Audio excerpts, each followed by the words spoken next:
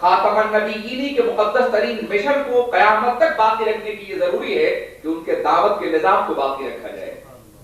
اللہ کے رسول صلی اللہ علیہ وسلم سے پہلے انبیاء کرام تشریف لاتے رہے، اس لیے دعوت کی ذمہ داری انبیاء کرام کے امتیوں کے سر نہیں ڈالی گئی۔ یہی وجہ ہے کہ ایک نبی کے بعد دوسرے نبی جب اگر ہوتے رہے، مگر رسول کرام مقدس صلی اللہ علیہ وسلم آخری نبی ہیں، ان کے بعد کوئی اور نبی نہیں آئے گا، اس لیے اب دعوت کی ذمہ داری پیغمبروں کے سر نہیں ہے بلکہ رسول اللہ کے امتیوں کے سر ہے۔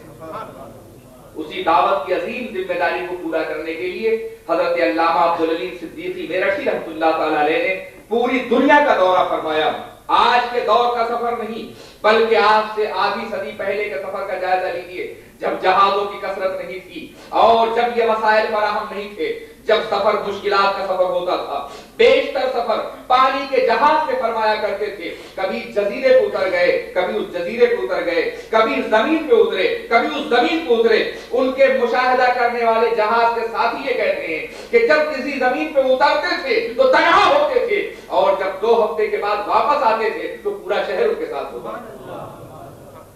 تو انہوں نے بے پناہ تبلیغی خدمات انجام دی ہیں۔ وہ جہاں بھی گئے انہوں نے مسلمانوں کے تشخص کو باقی رکھنے کے لیے، مسلمانوں کی اعلیٰ ترین قدروں کو زندہ رکھنے کے لیے، مسلمانوں کے تہذیبی امتیازات کو باقی رکھنے کے لیے، مسلمانوں کے تمدنی امتیازات کو باقی رکھنے کے لیے صرف زبان سے تبلیغ نہیں فرمائی، بلکہ آپ نے وہاں درسگاہیں قائم کی، یتیم خانے قائم کیے، وہاں آپ نے لٹریچر فراہم کیے، کتابیں لکھی، پرچے جاری کیے، تنظیمیں بنائیں، رفاہی ادارے قائم کیے، اور دنیا کی مشہور شخصیتوں سے آپ نے باضابطہ طور پہ ملاقاتیں کی۔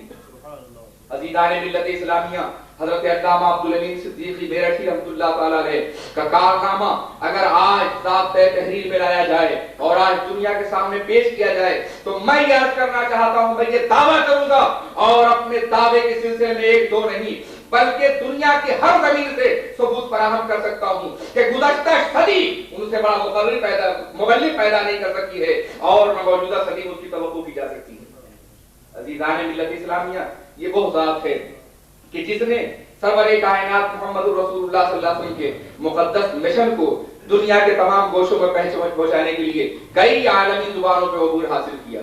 آپ جب عربی بولتے تھے تو ایسا لگتا تھا کہ عرب کا کوئی نابغہ بول رہا ہے، کوئی ابتری بول رہا ہے۔ جب آپ انگلش بولتے تھے تو ایسا لگتا ہے کہ مشرق کی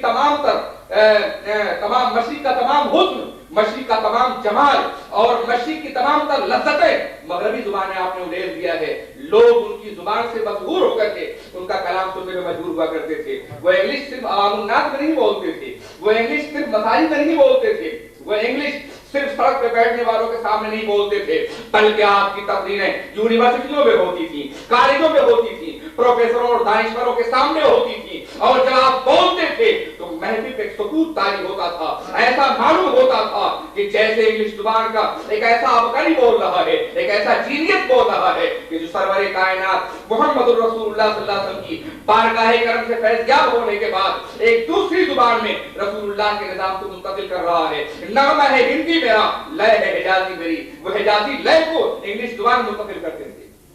ان کے بولنے کا طریقہ یہ تھا کہ وہ افریقہ کے صحراؤں میں بولے والی زبان، سب سے زیادہ بولی جانے والی زبان سواحلی زبان میں بولتے تھے، اور اپنی دعوت اور تبلیغ کے مقدس ترین مشن کو اس زبان کے ذریعے سے بھی دوسروں کے اندر منتقل کیا کرتے تھے۔ عزیزان ملت اسلامیہ، خاص طور پر حضرت علامہ عبدالعلیم صدیقی میرٹھی رحمۃ اللہ تعالی علیہ نے ان زمینوں کو اپنا مرکز تبلیغ بنایا،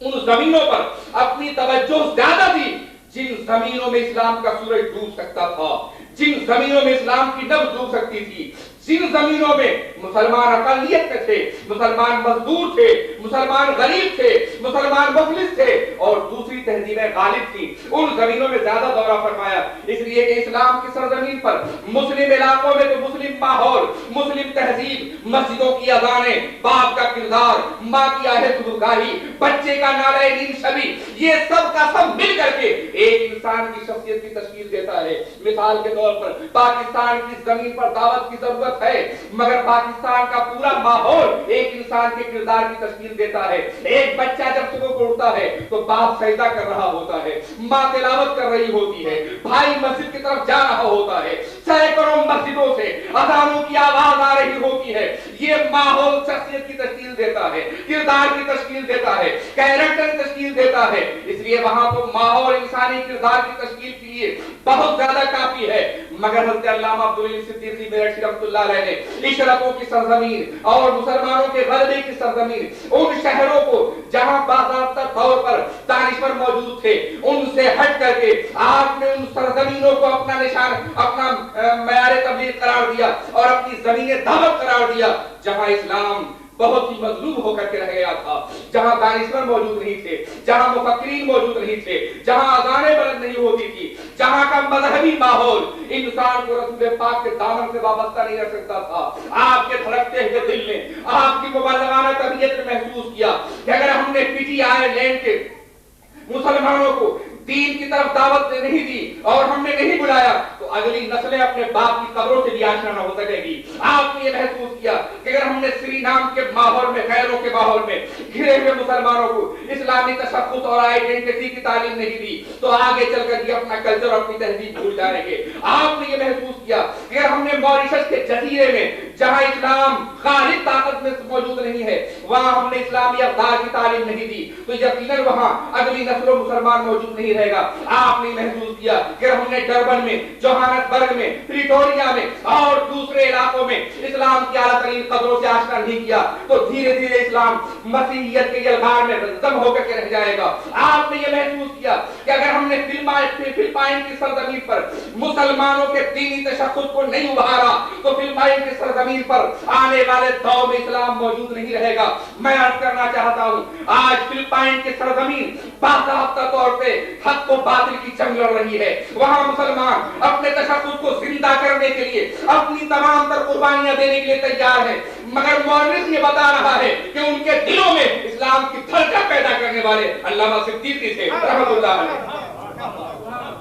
पीर अली मोहम्मद राशिदी की अभी एक किताब, एक मकाला सामने आया है, उन्होंने बाकायदा तौर पे वजाहत की है कि जब मैंने फिलिपाइन का दौरा किया और मैं जब वहां पहुंचा तो मैंने उनसे उनकी दीनी जिंदगी की बका के बारे में पूछा। मैंने ये सवाल किया कि अब भी तुम्हारे दिल रसूल पाक की इश्क़ में धड़क रहे हैं, तुमको बहुत अपने मरकज से टूटे हुए जमाना हो गया है, किस चीज ने तुम्हें दीन पर कायम रखा? तो उन्होंने कहा कि हमारे बचपने में एक बुजुर्ग आया करते थे जिनका नाम अल्लामा अब्दुल अलीम सिद्दीकी मेरठी रहमतुल्लाह अलैह था, उन्होंने हमें दीन से वाबस्ता रखा, उन्होंने हमें दीन पर कायम कर रखा। पीर अली मोहम्मद राशिदी मुझे मिलते अभी जिंदा हैं तो मैं उनसे कहता कि यही सवाल तुम मॉरिशस के मुसलमानों से करो, यही सवाल प्रिटोरिया के मुसलमानों से करो, यही सवाल जोहान्सबर्ग के मुसलमानों से करो, यही सवाल साउथ अफ्रीका के मुसलमानों से करो, यही सवाल कीनिया के मुसलमानों से करो, यही सवाल दारुस्सलाम के मुसलमानों से करो, यही सवाल तंजानिया के मुसलमानों से करो, यही सवाल नाइजीरिया के मुसलमानों से करो, यही सवाल ऑस्ट्रेलिया के मुसलमानों से करो और तुम यही सवाल जापान के मुसलमानों से करो,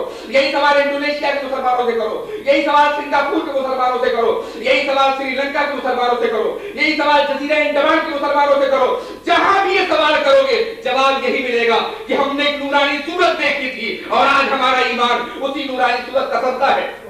नारे तकबीर, नारे रिसालत,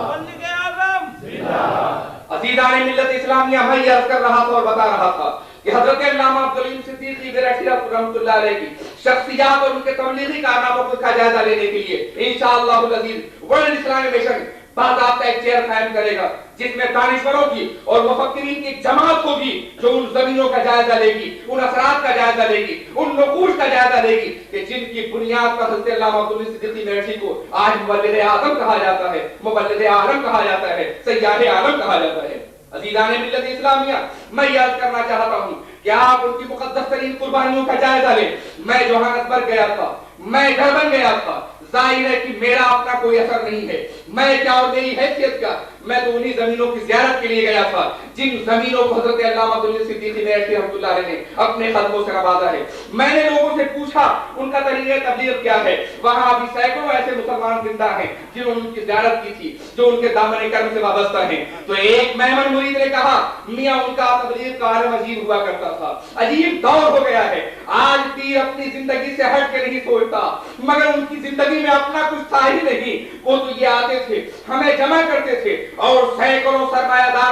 मुरीदीन जमा हो जाते थे और आप कहते थे ट्रकों में माल ला दो, फिर माल लादा जाता था, ब्रेड ला दी जाती थी, बिस्किट भरा जाता था, कपड़े भरे जाते थे। और उन वैसी इलाकों में जहां के लोगों ने कपड़े देखे भी नहीं थे, उन जंगली इलाकों में जहां के लोग कभी उन लज्जतों से आशना नहीं हुए थे जो शहरों के अंदर मौजूद हैं, वहां तशरीफ ले जाते, लोगों को दावत देते, कुरान अजीम पढ़ते, उनकी जुबान में बात करते और उसके बाद जब वापस आते तो उन्हें कपड़ों के तोहफे तकसीम करते। वो कहते वो मंजर बड़ा अजीब होता था कि जब अल्लामा अब्दुल अलीम सिद्दीकी मेरठी रहमतुल्लाह अलैह किसी वहशी को, किसी न जानने वाले को कपड़ा देते, वो ट्राउजर होता तो वो सर पे बांधने की कोशिश करता और वो कमीज होती तो वो चेहरे पे रखने की कोशिश करता, फिर उन्हें पहनना सिखाया जाता। एक तरफ वो पहनना भी सिखाते थे और दूसरी तरफ दिलों में ईमान भी उतारते थे। अजीज़ाने मिल्लत इस्लामिया, तबलीग का ये अंदाज यकीनन हमारे असलाफ की मुक़द्दस तरीन विरासत है जो हज़रत अल्लामा अब्दुल अलीम सिद्दीकी मेरठी रहमतुल्लाह तआला अलैह ने हम तक मुंतकिल फरमाई है। मैं अर्ज करना चाहता हूँ, आप उनकी उन जमीनों में जाइए जहाँ के बाज़ाब्ता तौर पर उनके मुदस्सिरीन आप भी मौजूद हैं। जापान की सरजमीन में आज इस्लाम एक अहम तरीन ताकत बन के उभर रहा है, वहाँ भी मुसलमानों की तहरीकों को तेज कर रहे हैं। मगर हज़रत अल्लामा अब्दुल अलीम सिद्दीकी मेरठी रहमतुल्लाह तआला अलैह वो पहले इंसान हैं जिन्होंने जापान की जमीन पर मुबल्लिग की हैसियत से कदम रखा था और उससे मुतासिर होकर के जापान के वजीर ने बाज़ाब्ते इस्लाम कबूल किया था। अज़ीज़ाने मिल्लत इस्लामिया, मैं याद करना चाहता हूँ कि आप न सिर्फ ये देखिए वो आर्जी तौर पे जाते थे, यहाँ तकरीरें करते हैं और चले जाते हैं, बाज़ाब्ता वो जहाँ भी गए उन्होंने इदारा कायम किया। आज भी उनका इदारा कोलंबो में मौजूद है, आज भी उनका इदारा जोहान्सबर्ग में मौजूद है, आज भी उनका इदारा डरबन में मौजूद है, आज भी उनका इदारा मॉरिशस में मौजूद है, आज भी उनका इदारा हिंदुस्तान के मुख्तलिफ इलाकों में मौजूद है, आज भी उनकी तहरीरें मुख्तलिफ इलाकों